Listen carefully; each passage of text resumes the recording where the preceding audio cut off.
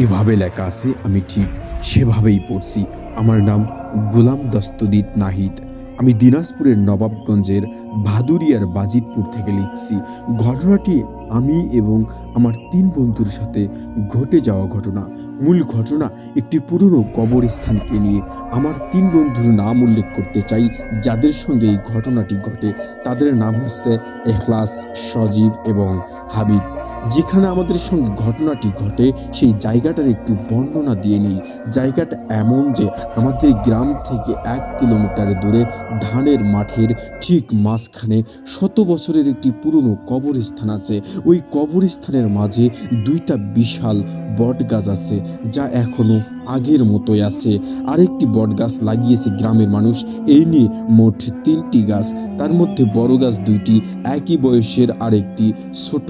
গ্রাম থেকে কবরস্থানে যাবার জন্য তেমন ভালো রাস্তাঘাট ছিল না, বিদ্যুৎ ছিল না, একদম অজুপাড়াগা একটা গ্রাম। ধানের ক্ষেত্রে চওড়া আল দিয়ে যেতে হতো ওই কবরস্থানে। পথটা গ্রামের শেষ থেকে শুরু হয়ে সোজা পুরনো কবরস্থানে গিয়ে শেষ হয়েছে। ওই কবরস্থানের পাশে একটি বিশাল পুকুর ছিল। লোকমুখে শোনা যায় ওই কবরস্থান ও পুকুর নিয়ে অনেক ভয়াবহ ঘটনা। কবরস্থানের ওই পুকুরে নাকি জিন বাস করত, গরিব মানুষকে সাহায্য করত। যেমন কোনো গরিব ছেলে মেয়ের বিয়ে হলে তারা ওই পুকুরে গিয়ে বলতো এবং বিয়ে সম্পন্ন করার জন্য সকল আসবাবপত্র, মানে বাসনপত্র আর কি, আসবাবপত্র হবে না, প্লেট, থালা বাসন, হাঁড়ি পাতিল ইত্যাদি পুকুর থেকে ভেসে উঠত এবং তা পাড়ে আসতো এবং মানুষ পুকুরের পাড় থেকে তুলে নিয়ে গিয়ে নিজেদের প্রয়োজনীয় কাজ সম্পূর্ণ করত। কাজ শেষে সকল জিনিস ভালোভাবেই পরিষ্কার করে আবার সেই জায়গায় ফেরত দিতে হতো। একদিন কোনো এক ব্যক্তি জিনিসপত্র ফেরত দেওয়ার সময় তাতে মাংসের চর্বি লেগে থাকায় জিনগুলো আর কোনো দিন কাউকে সাহায্য করার কথা শোনা যায়নি। জিনগুলো নাকি সারা জীবনের জন্য ওই পুকুর থেকে চলে যায়। আবার ওই পুকুরের পাশেই কবরস্থান নিয়ে লোকমুখে এখনও শোনা যায় অনেক ভয়ানক ঘটনা। যেমন ওই কবরস্থানে কোনো এক গ্রামের সকল মৃত মানুষের লাশ কবর দেওয়া হতো এবং কিছু লোক নাকি রাতের অন্ধকারে মৃত ব্যক্তির মাথা কেটে নিয়ে যেত। পরদিন সকালে সেই মাথা কাটা ব্যক্তির লাশ কবরের উপরে পাওয়া যেত। এই ঘটনা বেশ কিছুদিন ধরে চলতে থাকে। এই ঘটনার সূত্রপাত হয় অচেনা এক ব্যক্তির লাশ পুরনো কবরস্থানে দাফন করার পর থেকে।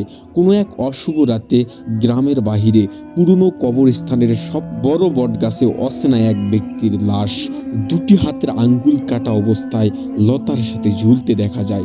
হঠাৎ অচেনা ব্যক্তির লাশ দেখে গ্রামের সবাই ভয় পেয়ে যায়। গ্রামের সকল মানুষকেও লাশটি চিনতে না পারায় সকল গ্রামে ঢেরা পিটিয়ে খবর দেওয়া হয়। ঢেরা বলতে সে সময় অর্থাৎ আজ থেকে বহু বছর আগে তেমন যোগাযোগের ব্যবস্থা বা প্রচার প্রচারণা ছিল না। হাট বাজার অথবা গ্রামের ঢাকঢোল বাজালে লোকজন একত্র হইতো এবং সেখানেই বলতো।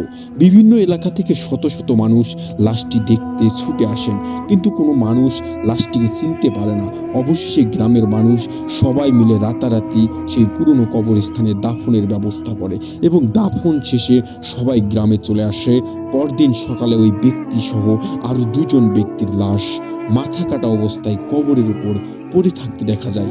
কিন্তু অবাক করা বিষয়, গত রাতের লতায় ঝুলে থাকা লাশটির মাথা অক্ষত অবস্থায় দেখা যায় এবং বাকি ২জনের লাশ শরীর থেকে মাথা সম্পূর্ণ আলাদা এবং নিখোঁজ ছিল। এই দেখে গ্রামের মানুষ আতঙ্কে পড়ে যায়। তারা মনে করে রাতের আধারে কে বা কারা এসে অন্ধকারে লাশের মাথা কেটে নিয়ে যায়। তাই গ্রামের মানুষ কবরস্থান পাহারা দেওয়ার ব্যবস্থা করেন।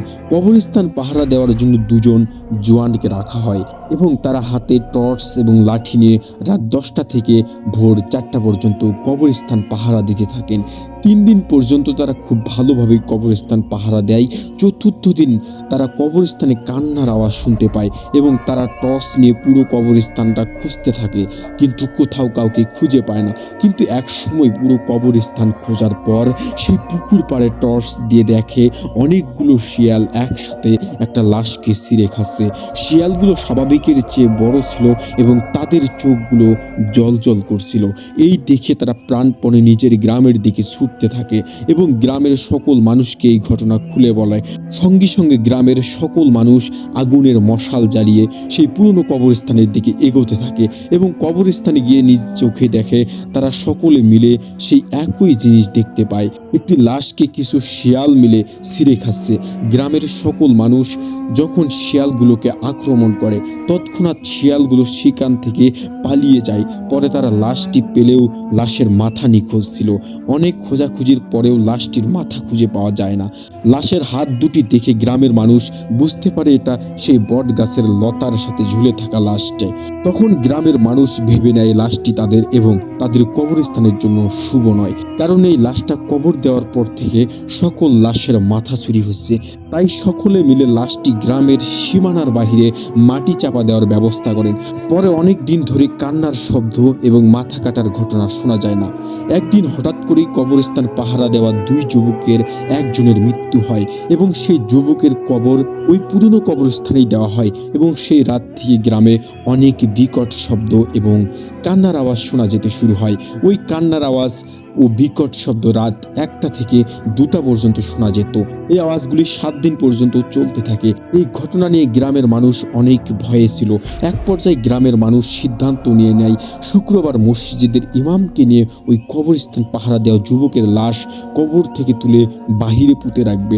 তখন তারা শুক্রবারের জুম্মার নামাজ আদায় করে পুরনো কবরস্থানের দিকে যাত্রা শুরু করে লাশটা তুলে অন্য জায়গায় দাফন করার জন্য। কিন্তু তখন তারা পুরনো কবরস্থানে গিয়ে যা দেখে আরও গ্রামের মানুষ আতঙ্কে পড়ে যায়।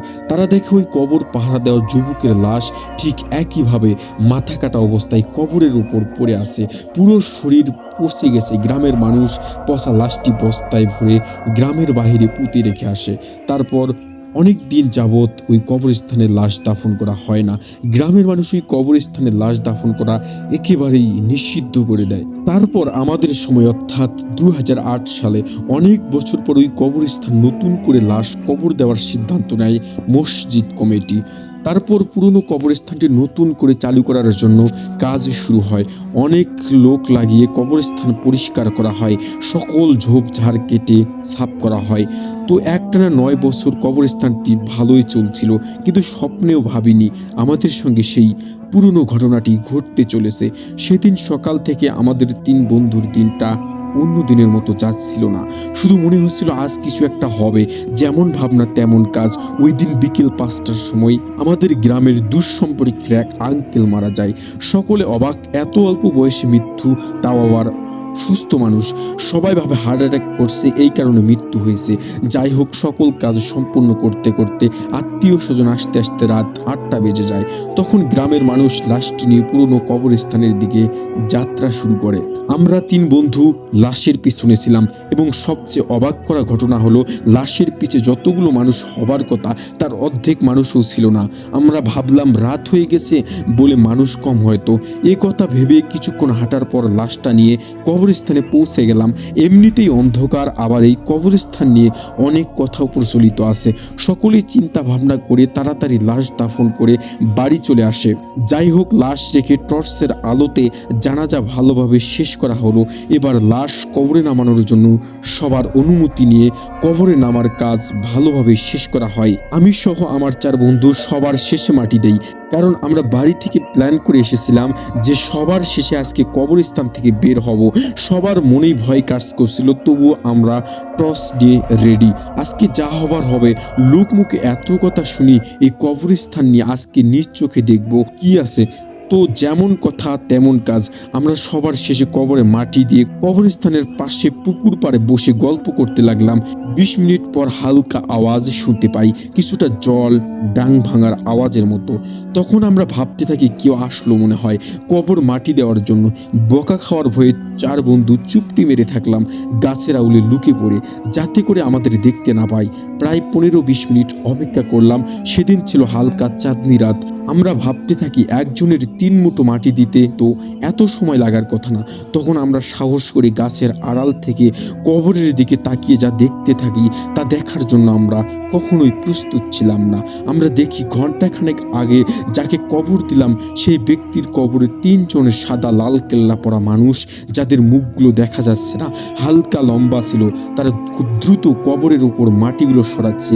আমরা ভয়ে ভয়ে আবছা আলোতে দেখি একসময় কবরের মাটি সরিয়ে, হাজলা সরিয়ে কবর থেকে লাশটি তুলে কবরের পাশে রেখে দেহ থেকে মাথা আলাদা করে এবং 3 জন মানুষ একসঙ্গে মাথাটা খাওয়া শুরু করলো।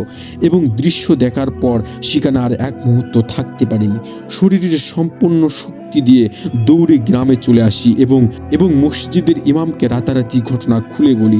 ইমাম রাতে আমাদের ঘটনাটি গোপন রাখতে বলে। পরদিন এই ঘটনা পুরো গ্রামে ছড়িয়ে পড়ে। সেই দিন থেকে মসজিদ কমিটি ওই কবরস্থানে সারা জীবনের জন্য পরিত্যক্ত ঘোষণা করেন আর বলেন এই পুরনো কবরস্থানে কোনো দিন আর কোনো লাশ কবর দেওয়া হবে না।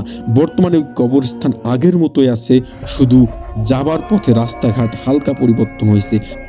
তো এই ছিল 4 বন্ধুর জীবনে ঘটে যাওয়া ঘটনা। যদি ভালো লাগে পড়ে শোনানোর অনুরোধ রইল, এই বলে তিনি তার ঘটনা শেষ করেন। নাহিদ, আপনাকে অসংখ্য ধন্যবাদ এত সুন্দর একটি ঘটনা শেয়ার করার জন্য। শেষ করলাম ভয়ের 3 রাতের আজকের দ্বিতীয় রাত।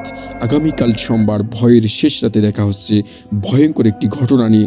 আর অবশ্যই আমাদের ঘটনাগুলি যদি ভালো লাগে লাইক কমেন্ট করে পাশে থাকবেন আর অবশ্যই চ্যানেলটি সাবস্ক্রাইব করবেন। সবাই ভালো থাকবেন, সুস্থ থাকবেন। আল্লাহ হাফেজ। It's